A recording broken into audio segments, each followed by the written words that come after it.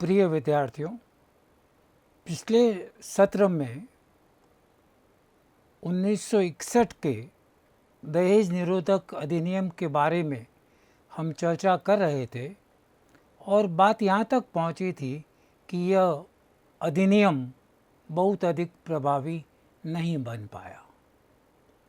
यह सामान्य जन के द्वारा भी स्वीकार किया गया कि इसका कोई प्रभाव नहीं पड़ा है। सरकार ने भी ये सोचा कि यह अधिनियम जो बना है ये बहुत अधिक प्रभावी नहीं हो पाया है, क्योंकि इसके बनने के बाद भी दहेज प्रथा के प्रचलन पर रोक नहीं लगी। दहेज को लेकर महिलाओं पर अत्याचार, महिला प्रताड़ना, घरेलू हिंसा जिसका कारण दहेज, ये ऐसे केसेस पर्याप्त मात्रा में समाज में दृष्टिगत होते रहते थे। सरकार ने ये सोचा, सरकार पे दबाव था कि यह कानून जो प्रभावी नहीं बन पाया है इसको ऐसा परिवर्तित किया जाए कि यह वास्तव में प्रभावी बन सके और दहेज प्रथा को रोक सके। इस पुनर्विचार के लिए सरकार ने एक प्रक्रिया आरंभ की और दिसंबर 1980 में लोकसभा और फिर उसी महीने में राज्यसभा में एक प्रस्ताव पारित किया गया, जिसमें दोनों सदनों ने एक संयुक्त संसदीय समिति बनाई और उसको यह कार्य सौंपा कि वह विचार करे कि 1961 का अधिनियम कितना प्रभावी हुआ है, क्या दहेज प्रथा को रोकने में सफल हुआ है, और प्रभावी नहीं हुआ है तो वह कैसे प्रभावी बनाया जा सकता है। इस समिति को यह कार्य सौंपा गया कि वह 1961 के अधिनियम का मूल्यांकन तथा इसे अधिक प्रभावित बनाने के लिए सुझाव दे। समिति को अपना प्रतिवेदन 20 फरवरी 1981 तक प्रस्तुत करना था।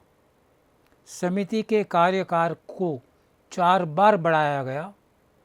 6 अगस्त 1982 को समिति ने अपने प्रतिवेदन को अंतिम रूप देकर इसे सदन को प्रेषित कर दिया। 3 बातें आपको ध्यान में रखनी है। एक बात तो यह कि लोकसभा और राज्यसभा की एक संयुक्त संसदीय समिति बनाई गई। दूसरी बात यह कि इस संयुक्त संसदीय समिति को यह कहा गया कि वह 1961 का जो अधिनियम है वो कहाँ तक प्रभावी हुआ है इसका मूल्यांकन करे। और तीसरी बात ये कि समिति को यह कहा गया कि वह ऐसे सुझाव दे जिससे कि दहेज निरोधक अधिनियम को और अधिक मजबूत बनाया जा सके और अधिक प्रभावी बनाया जा सके। समिति का समय काल निश्चित किया गया। 4 बार उस समय काल को बढ़ाया गया और 1982 में संयुक्त संसदीय समिति ने अपना प्रतिवेदन सरकार या सदन को प्रस्तुत किया। समिति ने अति गहनता से दहेज प्रथा और इससे संबंधित अधिनियम के बारे में विस्तार से चर्चा की। विभिन्न स्रोतों से जानकारी और सुझाव एकत्रित किए। अपने प्रतिवेदन में समिति ने दहेज से संबंधित विभिन्न आयामों की प्रभावी ढंग से चर्चा की। समिति ने महसूस किया कि पूरे भारत में दहेज प्रथा का और अधिक प्रचार और विस्तार हुआ है। इस संयुक्त समिति की पूरी प्रोसीडिंग्स के बारे में मैं आपसे चर्चा नहीं करूंगा, केवल इतना आपसे कहना चाहूँगा कि संयुक्त संसदीय समिति ने बहुत ही गंभीरता से अपने कार्यों को लिया। उन्होंने एक प्रश्न सूची का निर्माण किया, जन साधारण से जवाब एकत्रित किए, कानून के विशेषज्ञों से बातचीत की, प्रबुद्ध जनों से बातचीत की, उच्च शिक्षित लोगों से बातचीत की, राजनेताओं से बात की, एनजीओ से बात की, महिला सशक्तिकरण के लिए जो संगठन कार्य कर रहे थे उन सब से बातचीत की और सुझाव एकत्रित किए, जानकारी एकत्रित की। इन सभी लोगों से चर्चा करने के बाद समिति अपने निष्कर्ष पर पहुंची और पहला निष्कर्ष यह निकाला कि 1961 का जो अधिनियम बना था उसके बनने के बाद भी दहेज प्रथा का प्रचार और विस्तार हुआ है। यानी मूल्यांकन स्पष्ट रूप से यह कि 1961 का अधिनियम अप्रभावी रहा, प्रभाव नहीं छोड़ पाया, अपनी भूमिका अदा नहीं कर पाया। समाज के उन वर्गों में जहाँ पहले दहेज जैसी प्रथा नहीं थी वहाँ भी इसे अपनाया जाने लगा है और दहेज की मात्रा में निरंतर वृद्धि हुई है। समिति का यह कथन महत्वपूर्ण है कि विवाह के समय ही नहीं वरन विवाह के पहले और बाद में भी लड़की के परिवार द्वारा लड़के तथा लड़की के परिवार को दिए जाने वाले उपहार और भेंट लड़की के परिवार को आर्थिक दबाव में रखते हैं। आप देखिए, एक एक वाक्य महत्वपूर्ण है। समिति ने यह कहा कि कानून बना दहेज को रोकने के लिए। हकीकत यह हुई कि जिन समुदायों में दहेज की प्रथा नहीं थी उन्होंने भी दहेज की प्रथा को अंगीकार कर लिया। वे भी दहेज को लेने देने लगे, यानी दहेज की प्रथा का और अधिक विस्तार हुआ।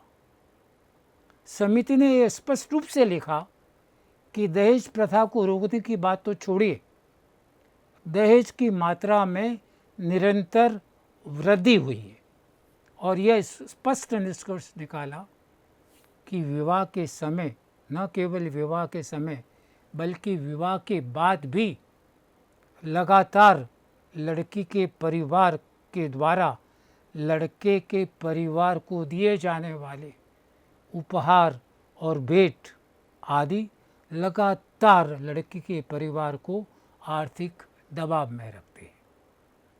ये वे स्थितियां थी जो समिति ने अपने अवलोकन के दौरान, अपने सूचनाओं के संकलन के दौरान प्राप्त की और उसके आधार पर यह निष्कर्ष प्रस्तुत किया। और भी महत्वपूर्ण बात आप देखिए, समिति के सदस्यों ने दो बहुत ही महत्वपूर्ण सैद्धांतिक मान्यताओं की चर्चा की। समिति का मानना था कि हमारे देश के कई भागों में बालिका का जन्म एक संताप, दुख के रूप में लिया जाता है, क्योंकि विवाह के समय उसे दहेज देना होता है।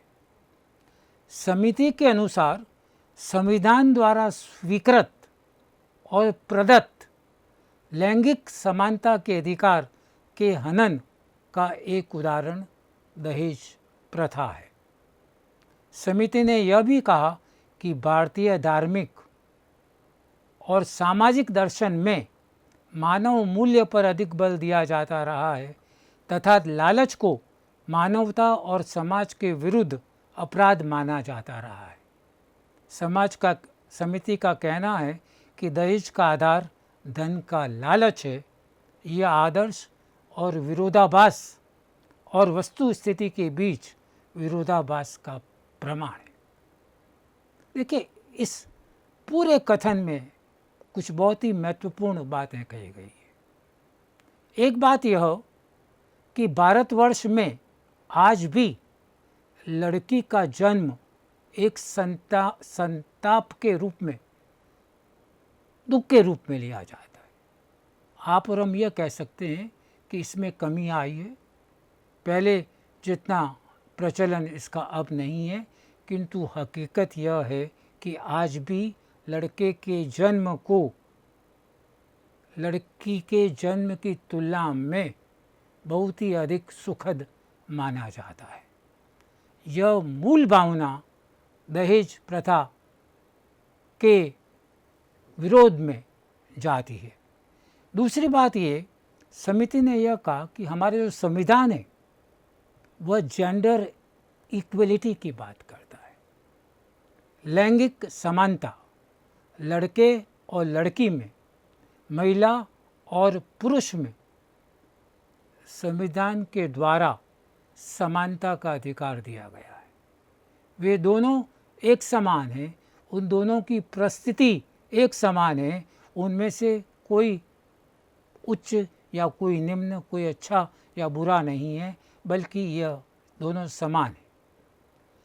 जो दहेज प्रथा है यह हमारे इस संविधान या लड़की का जो जन्म है उसको दुख के साथ जोड़ना, यह इस लैंगिक समानता के प्रदत्त अधिकार के खिलाफ है।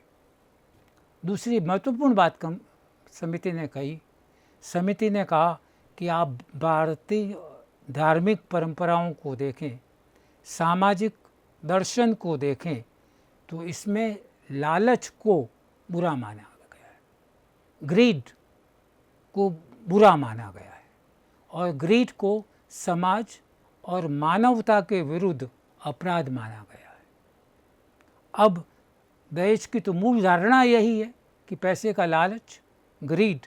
तो समिति ने यह कहा कि दहेज का आधार लालच है।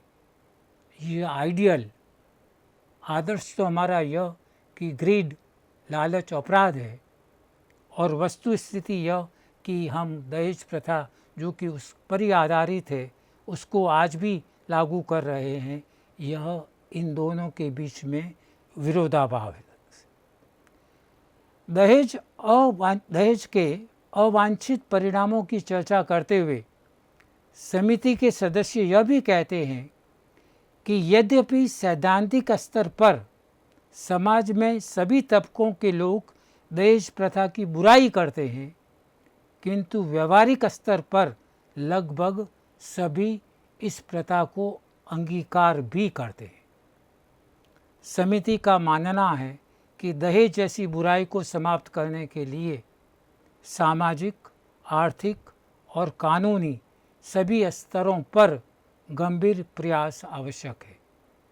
समिति ने स्पष्ट रूप से यह माना कि सामाजिक विधान तभी प्रभावशाली बन सकता है जब उसके पीछे जनमत का बल हो, सामाजिक वातावरण उसके पक्ष में हो, प्रशासन में यह इच्छा शक्ति हो कि वह कानून को प्रभावशाली ढंग से लागू करे। इसके अभाव में कानून होना और नहीं होना बराबर है और ऐसा कानून मृत दस्तावेज ही माना जा सकता है। आप गौर करें कितनी गंभीर बात कही गई है। समिति ने यह कहा कि हम बात तो यह करते हैं कि दहेज प्रथा खराब है, इसको दहेज नहीं लेना चाहिए, दहेज नहीं देना चाहिए, किंतु व्यवहारिक स्तर पर ऐसा कहने वाले भी लगभग सभी लोग दहेज लेते और देते हैं। यह कथनी और करनी का अंतर है।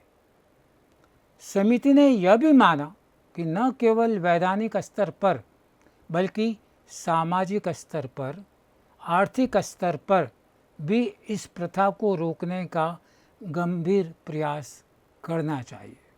और समिति ने यह कहा कि कोई भी विधान या वैधानिक कानून, नियम जो बनाया गया है, अधिनियम बनाया गया है, वह तभी प्रभावी हो सकता है जबकि वातावरण उसके पक्ष में हो, उसके पक्ष में जनमत खड़ा हो और प्रशासन, गौर करें आप, और प्रशासन में प्रभावशाली इच्छा शक्ति हो, यह उमंग हो, यह जोश हो कि इसको हम प्रभावी ढंग से लागू कर सकें।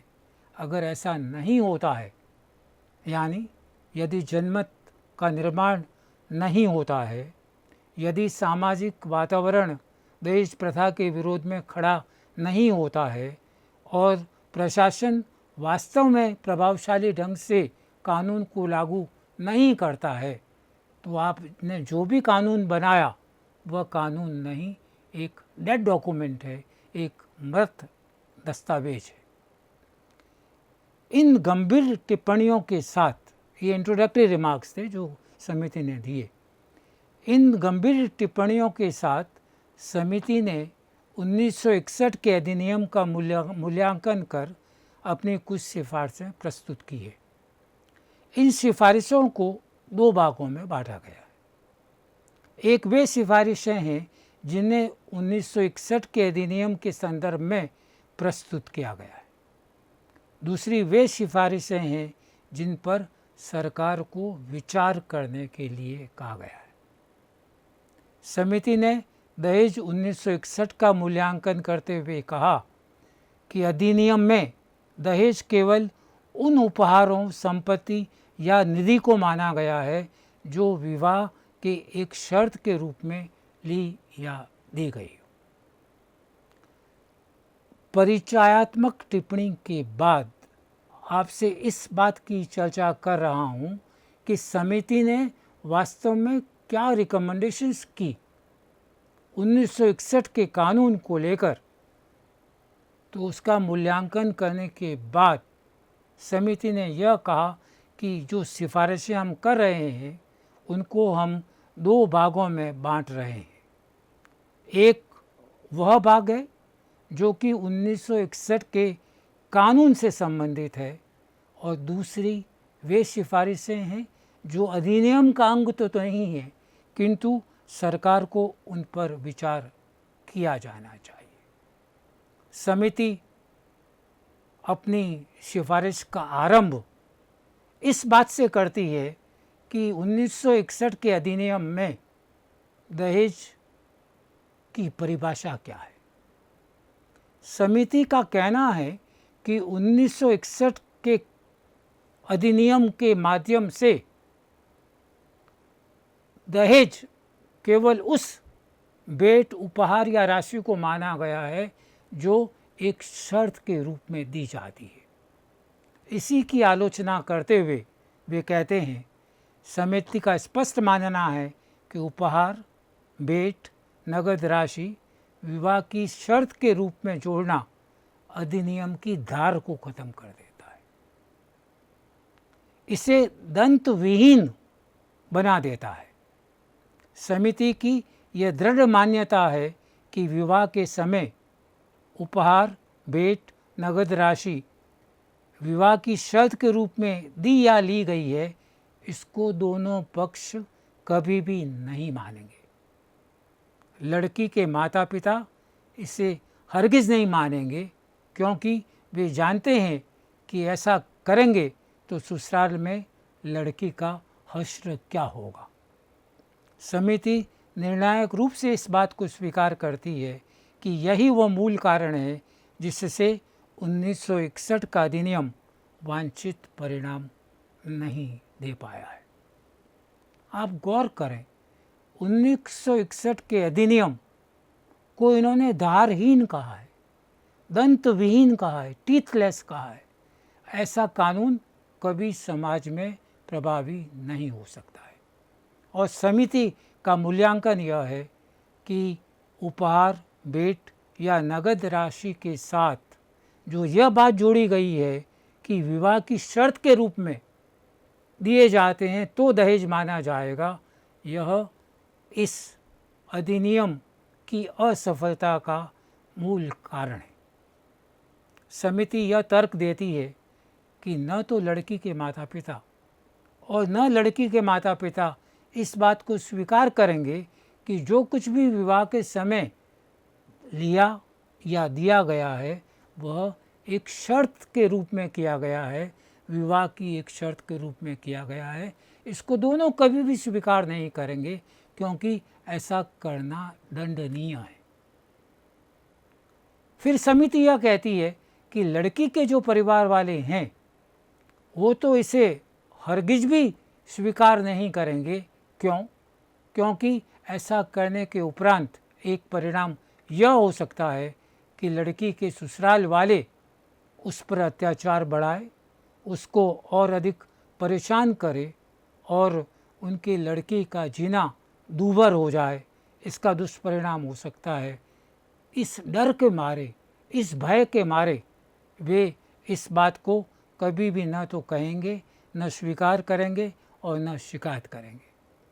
समिति इस बात को स्वीकार करती है, अपना जजमेंट दे रही है। आप देखिए, अपना मूल्यांकन स्पष्ट रूप से कह रही है कि यह जो बात है, यह इस अधिनियम के अंतर्गत जो सम्मिलित की गई है, इसी कारण यह अधिनियम असफल रहा है, यह वांछित परिणाम नहीं दे पाया है, क्योंकि विवाह के समय दी गई भेंट के साथ विवाह की शर्त को जोड़ना एक सही निर्णय नहीं था। यह कानून के अंतर्गत नहीं होना चाहिए था। समिति ने यह भी कहा कि 1961 के अधिनियम के अनुसार दहेज लेने और देने वाले दोनों समान रूप से दोषी हैं। समिति ने यह अनुशंसा की कि दहेज देने वाले के समान रूप से दोषी नहीं मानना चाहिए, क्योंकि कई बार लड़की के माता पिता दहेज देने के लिए मजबूर किए जाते हैं। समिति ने यह भी कहा कि विवाह के समय वधू को दिए जाने वाले उपहारों पर उसका ही अधिकार होना चाहिए। ऐसा करने के लिए समिति ने यह सुझाव दिया कि उपहारों की सूची बनाकर उसका पंजीकरण लड़की के नाम कर दिया जाना चाहिए था। समिति ने इस बात की आलोचना की है, इस बात को अस्वीकार किया है कि यह प्रावधान रखा जाए कि दहेज देना और लेना दोनों अपराध है, दोनों को समान रूप से दोषी माना गया है, दोनों समान रूप से दंड के भागीदार होंगे, दहेज लेने वाले और दहेज देने वाले। समिति इस तर्क से सहमत नहीं है, क्योंकि समिति का यह कहना है कि दहेज देने वाला एक मजबूरी की स्थिति में है, वह मजबूरन भी दहेज देता है, बहुमूल्य भेंट देता है और व्यवस्था को समझता है, किंतु फिर भी करता है। दूसरी बात यह, समिति ने यह कहा कि विवाह के समय जो भी उपहार दिए जाते हैं उसको लड़की की संपत्ति मानना चाहिए, यानी वह स्त्री धन बन जाएगा। और इसके लिए एक सुझाव उन्होंने दिया, वो सुझाव यह था कि जो कुछ भी उसको भेंट दी गई है, उपहार दिए गए हैं, उसकी सूची बनाई जाए, उसको सूचीबद्ध किया जाए और जो उपहार दिए गए हैं उनका पंजीकरण लड़की के नाम पर किया जाए। अगर काइंड में वस्तु के रूप में उपहार दिया गया है तो उस वस्तु का पंजीकरण उस लड़की के नाम पे होगा। नगद राशि दी गई है तो वह लड़की के नाम पे होगी, या जो भी उपहार दिए गए हैं वे लड़की के माने जाएंगे। और एक ऐसी सूची का निर्माण किया जाना चाहिए विवाह के समय जिनमें विस्तार से इन चीज़ों का अंकन किया जाए। समिति ने यह भी सिफारिश की कि विवाह के समय दिए जाने वाले उपहारों और खर्च की एक निश्चित सीमा तय कर देनी चाहिए। दहेज संबंधी अपराधों की सुनवाई सामान्य न्यायालयों के स्थान पर विशिष्ट न्यायालयों में होनी चाहिए। दहेज को संज्ञेय अपराध मानना चाहिए, ऐसा समिति का सुझाव था। इन सिफारिशों के अतिरिक्त कुछ अन्य सिफारिशों के साथ समिति ने यह कहा कि 1961 के अधिनियम में इनके अनुसार बदलाव किया जाना चाहिए या मौजूदा अधिनियम को निरस्त करके नवीन अधिनियम बनाना चाहिए। देखिए, 4-5 बातें महत्वपूर्ण तौर से कही गई है। एक सिफारिश ये की कि विवाह के समय जो उपहार दिए जाते हैं उनको तो आप छोड़ें, एक तरफ रखें। विवाह के समय जो अनाप शनाप खर्च किए जाते हैं आज के युग में दिखावे के रूप में अपनी शान शौकत के दिखावे के लिए जो अनाप शनाप खर्च होता है उस पर अंकुश लगाना चाहिए और विवाह पर किए जाने वाले खर्च की सीमा को निश्चित कर देना चाहिए। दूसरा सुझाव दंड प्रक्रिया से संबंधित है। जो कानूनी व्यवस्था है दहेज के अपराध को लेकर, समिति का यह कथन है कि सामान्य जो न्यायालय होते हैं उनसे इनको हटा देना चाहिए और ऐसे अपराधों के लिए विशिष्ट न्यायालयों की स्थापना की जानी चाहिए। क्यों? क्योंकि ये अपराध यदि सामान्य न्यायालय के कार्यक्षेत्र में आएंगे तो उसके निर्णय में बहुत अधिक समय लगेगा। ऐसे न्यायालय प्रभावी रूप से अपनी भूमिका अदा नहीं कर पाएंगे क्योंकि उनके पास दूसरी केसेस का कार्यभार बहुत अधिक होता है। तो समिति ने यह कहा कि इसके लिए अलग से न्यायालय बनाने चाहिए, विशिष्ट न्यायालयों की स्थापना की जानी चाहिए। एक अन्य बात यह कि समिति ने यह कहा कि दहेज को कॉग्निजिबल ऑफेंस, संज्ञेय अपराध मानना चाहिए। यह सुझाव देते हुए समिति ने कहा कि जहाँ भी दहेज और लेने और देने का अपराध किया जाता है उसके शिकायत की आवश्यकता नहीं है। प्रशासन, पुलिस अपने से उसके बारे में संज्ञान ले सकती है और संज्ञान लेकर केस को रजिस्टर कर सकती है। उसके लिए कोई शिकायत करे यह आवश्यक नहीं है, ऐसा सुझाव समिति ने दिया था। और समिति ने अंत में यह कहा कि या तो 1961 के अधिनियम में आवश्यक परिवर्तन किए जाने चाहिए जो सुझाव इन्होंने दिए हैं उनके संदर्भ में, या 1961 के अधिनियम को पूर्ण रूप से निरस्त कर देना चाहिए, समाप्त कर देना चाहिए और उसके स्थान पर एक नवीन सामाजिक अधिनियम सरकार को बनाना चाहिए।